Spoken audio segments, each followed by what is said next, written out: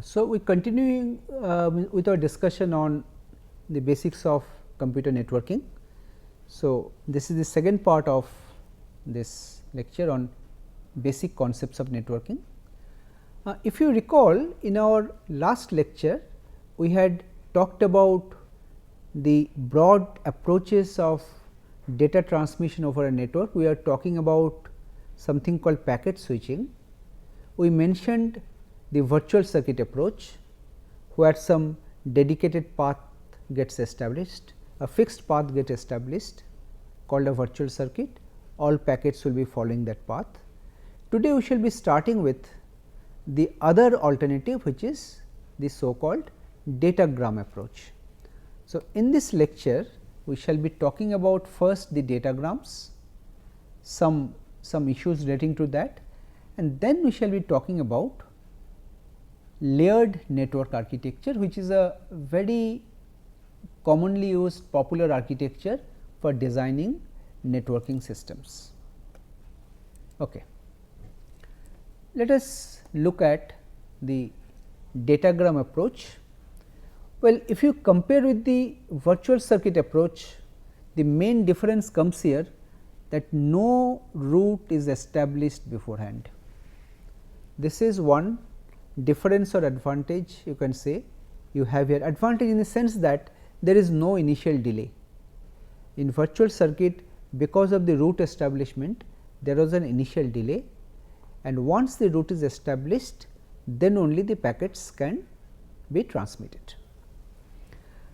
Now, here because there is no route established, so each packet is transmitted as independent entities. Just like you think of a postal system, as an analogy I am talking about a postal system. When you drop a letter in a letter box, each letter is sent or is being, you can say, dispatched as an independent entity.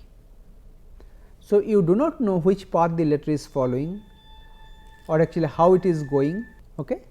So, that you do not know, but one thing you know is that when you post a letter, you specify some kind of an address there, destination address.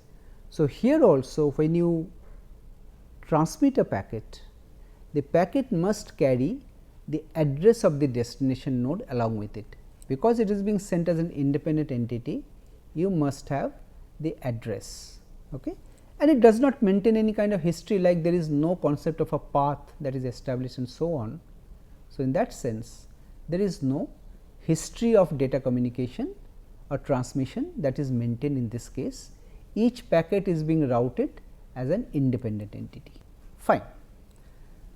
So, here the difference is, here every intermediate node will be taking some dynamic decisions.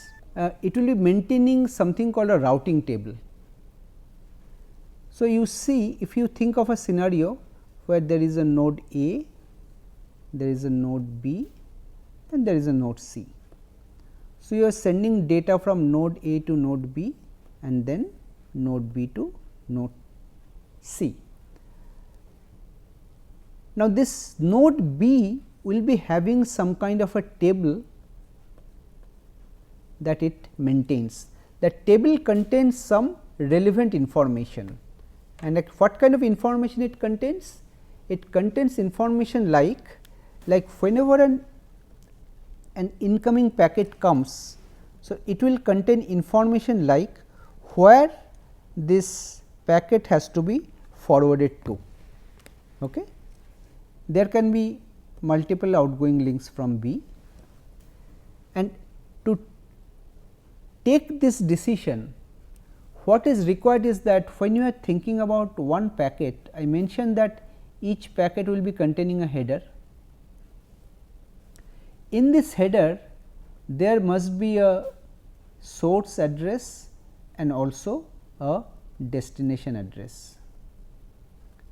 Just like a letter, when you post a letter, you give the address where you want to send the letter to, and in case the letter cannot be delivered, you also give your own address so that the letter can come back to you.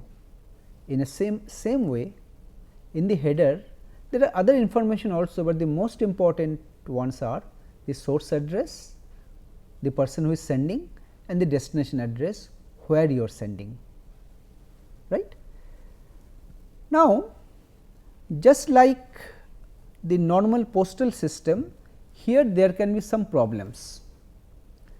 Like when you post letters, there is no guarantee that the order you are posting the letters will get delivered in the same order. There is no guarantee regarding that, courtesy of our postal system or the way the letters are sorted and delivered. So, packets may be delivered out of order. Why? Because each packet is being routed as an independent entity. There is no guarantee that all packets are flowing or following the same path. Some packet may be following a shorter path, some packet may be following a longer path.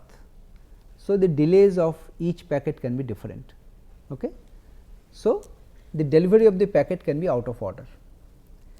Similarly, if some of the intermediate node temporarily goes down, all packets which are stored in its buffer will get lost. So, some packets might get lost also. This also happens in our postal system. Sometimes a letter never gets delivered. Okay? But something which happens here, which is not there in a postal system, is that sometimes duplicate packets may get generated. Like for every link, suppose there is a link between a node to the next node. This node will be sending some packets to the next node and will be expecting some acknowledgement to come, that well, I have received the packets correctly. If the acknowledgement does not come, the sender will assume that there is something wrong, let me send it again. Okay? But it may so happen that because of some other problem, the acknowledgement got delayed. But if the sender sends the same packet again, there will be duplicate which will be generated, right. So, some duplicate packets might get generated. Okay. Now, talking about the advantages of this approach, datagram approach, first thing is that if the number of packets is not very large, this will be faster than the virtual circuit approach, because in the virtual circuit approach there is an initial overhead of connection establishment, but once the connection establishment is over, packet transmission will be very fast. So, if there are a large number of packets, then virtual circuit can be faster overall. Okay. Datagram approach does not need any route establishment in the beginning or route termination at the end, it does not require this. So, in that sense it is more flexible, packets can follow different paths. If some of the links get overloaded, then the packets can follow an alternate path. These flexibilities are there. Okay. So, this as I mentioned, it can handle congestion in the links, or some of the links may fail altogether, then an alternate link may be used, which was not there for a virtual circuit. Okay. All right. Now, if we just compare these approaches which we have talked about, now for comparison we usually compare with respect to some parameters. One is called propagation delay. Like you see, when we talk about a communication between two nodes, propagation delay is the signal delay from source to destination. How much time a single signal transition takes to move from this place to this place. If it is a copper link, it can be something. If it is a fiber optic link, it can be different. If it is a satellite link, it can be different. So, depending on the type of link, how much time, suppose you sent one bit of data, how much time that one bit will take to reach the other end, it depends on the medium. Suppose you are using a satellite, then it will be taking you a fraction of a second to go up to the satellite and again come back. Okay. So, it depends on the medium. but transmission time is different. Transmission time depends on the bandwidth of the link. Well, you know that links are categorized by the speeds kilobits per second, megabits per second, gigabits per second. Suppose it is a 1 megabit per second link, 1 Mbps. So, 1 million bits can be sent per second. So, if there are 1000 bits you are trying to send, so here how much time will it take? Here every bit will take 1 microsecond, 1 by mega. So, 1000 bits will take 1 millisecond. That is the transmission time. It depends on the size of the message, how many bits are there, and the bandwidth of the link. It does not depend on the propagation delay, whether it is a satellite link or a copper link, whatever. So, these two are two separate things. And finally, processing delay. If your communication is going via intermediate nodes, and you know here we use something called store and forward approach. So, these intermediate nodes will also take some time to receive a packet, store it, consult the routing table, take some decision and then forward it. So, it will take some small time for that. So, that is the processing delay. So, these are the different components of delay in a typical network communication. Now, talking about circuit switching, here only this initial circuit establishment phase is there, but once this phase is over, this delay is over, you have a dedicated connection from source to destination. Data transmission can proceed in the maximum speed continuously without delay, because you know you have a guaranteed bandwidth, you can send the bits continuously. Now, talking about virtual circuit, well, during the initial virtual circuit establishment phase, a special packet is usually sent. I have not gone into the detail, which is called call request packet. This call request packet is responsible for establishing the virtual circuit and setting up the routing tables of all the intermediate nodes corresponding to this particular virtual circuit number. Okay. Now, once the virtual circuit has been established, an acknowledgement signal or packet will be traversing along the same path back. This is called a call accept packet, so that the sender and all the intermediate nodes will know that the circuit has been established. Now, the packets can flow. Now, the packets can be sent sequentially one after the another in a pipeline fashion using store and forward approach. This is how virtual circuit will work. Now, talking about the datagram packet switching, because there is no connection establishment phase, so there is no initial delay. Okay. The packets are sent out independently, may follow different path, and this also follows store and forward concept. But if the number of packet is very large, then the total time required here may be more as compared to virtual circuit. But here you have lot of flexibility. You can share the links. If there are some link failures, link congestion, you can overcome those problems. So, those flexibilities are there, and because of that, this datagram approach is the most widely used approach in the internet today. Okay. Now, let us talk about something called layered network architecture. Now, see, a networking system has a number of responsibilities. Broadly speaking, it is data communication, but if you look into the detail, there are a number of steps which are involved in the process. Now, in order to design a networking system in a flexible way, a concept of layering has come in. Layering means you divide the total functionality into a number of levels, where the function of each of the level is very well defined. Okay. Now, a very well known model is the so called OSI model. This is Open Systems Interconnection model. This was proposed by International Systems Organization, ISO. This is called ISO's OSI model, it is called. There are 7 layers in this model. I shall show the layers very shortly, and there is a hierarchical relationship among these layers. The main objective of this layering is, as I mentioned, if you divide the functionality into well defined layers, it becomes much more systematic. Your design of the networking software becomes much more systematic. Not only that, you may choose to modify the design of one of the layers without touching the other layers. So, one of the layers may use a different technology, but you do not modify the other layers. That way, you can say the maintainability of the entire networking system becomes also better. Okay. These are the some of the advantages.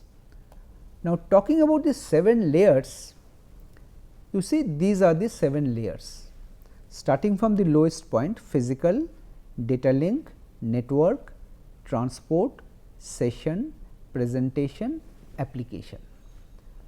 Now, you see, if you think of a network like this, well, I am only showing one path, there can be other paths also, I am just showing one path. Let us say from a source S to a destination D, this is the path which is followed. Now, you see some of these layers are called host to host, and some of the layers are designated as point to point. Host to host means the upper 4 layers, they will exist only in the source and the final destination. They will not exist in the intermediate nodes. Point to point means 2 nodes which are directly connected by a link is called a point to point connection. So, there is 1, 2 and 3. There are 3 point to point connections here. There are 3 point to point links, and the lower 3 layers, physical, data link and network, they will be active in all these intermediate nodes also, but the upper 4 will be active only in the source and the destination. Okay, I will show a diagram. Okay. Now, first let me briefly talk about the function of the different layers. The lowermost layer, the physical layer, this actually concerns about the electrical, or means in whatever way you are sending, either using electrical signals or using optics, fiber optics, using optical signals. This concerns the transmit of the raw bits that constitutes your data over the channel, whatever channel it is, some kind of physical medium. It can be a copper, it can be a fiber optic cable, it can be a microwave link, it can be Bluetooth, it can be anything. Okay. This is the physical layer. Physical layer establishes a physical connection between 2 directly connected link points. Data link layer ensures that link is reliable to some extent. It tries to detect some errors in communication. If some error takes place, it will try to retransmit that data again. Okay. Data link layer is responsible for reliable transfer of data. Now, at this level, the data unit is called a frame over a point to point link. Well, it also takes into account flow control. That means, if there is a speed mismatch, it can slow down or make it faster, the rate of data transfer.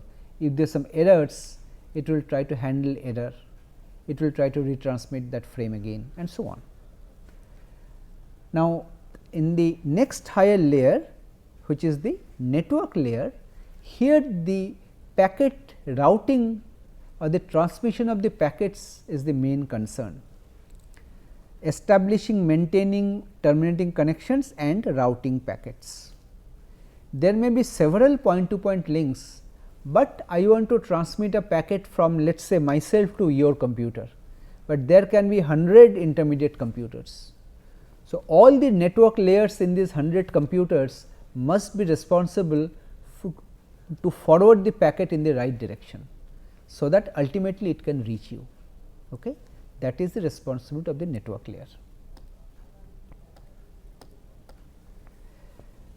Now, the upper 4 layers, these are end to end layer, that means the point to point links are not aware of these layers, it is directly between the source and the final destination. Transport layer talks about end to end reliable data transfer. Like I am concerned with, I am trying to send a data to you, I am asking you, have you received the data correctly? You tell me no, then I will send the data again. I am not worried about what intermediate nodes are there. This is a direct host to host link. Session layer is responsible for managing sessions. You know that there are many applications where there is a concept of a session. You do some kind of a login, the session remains active during the period of login, then you log out. The entire period is referred to as a session. The session layer is responsible for maintaining such sessions. Presentation layer is an optional layer, of course. Sometimes if you are using some kind of codes which are not compatible, you can do some code conversion, you can do some error detection correction, error detecting correcting code, some encryption. You can add something extra in this presentation layer before you can transmit the data. Like I want that my data transmission is secure, I can do some encryption, encrypt my data before I can actually send.